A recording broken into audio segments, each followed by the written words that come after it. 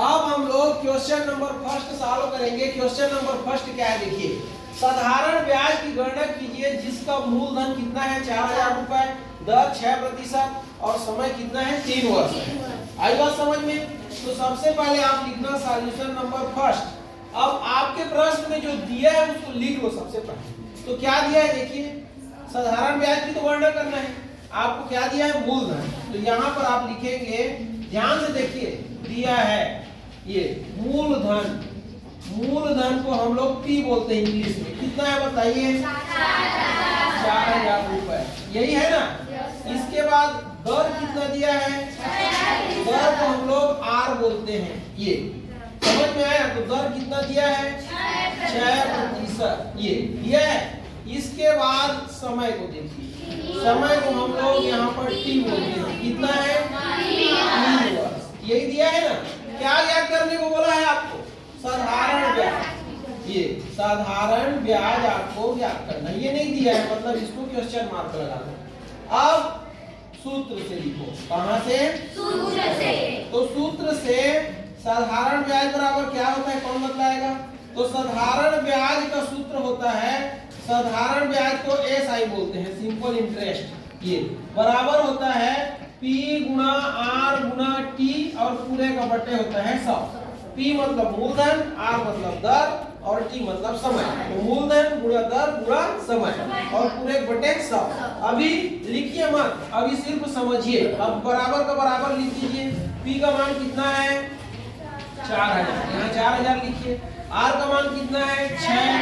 फिर T का मान कितना है? 3 और बटे में 100 का 100। अब 2 शून्य से 2 शून्य कट गया, तो आपका आंसर कितना आया बताइए? तो ये देखिए 40 गुणा 6 और गुणा कितना आया? 3। तो यहाँ पर कर लीजिए 40 गुणा 6 गुणा 3, तो कितना हो जाएगा? 6 शून्य शून्य, 6 चौक 24, अभी 3 बचा है। 3 शून्य शून्य, 3 चौक 12 की 2 हासिल है, 3 में 6 1 7, कितना आया? 720 रुपया। ये तो यही क्या है आपका साधारण ब्याज। क्या है? साधारण ब्याज। आ गया सबको समझ में? Yes sir. तो यही आपका क्या हो गया? आंसर हो गया। कितना रुपया आया? 720 रुपया। क्लियर है?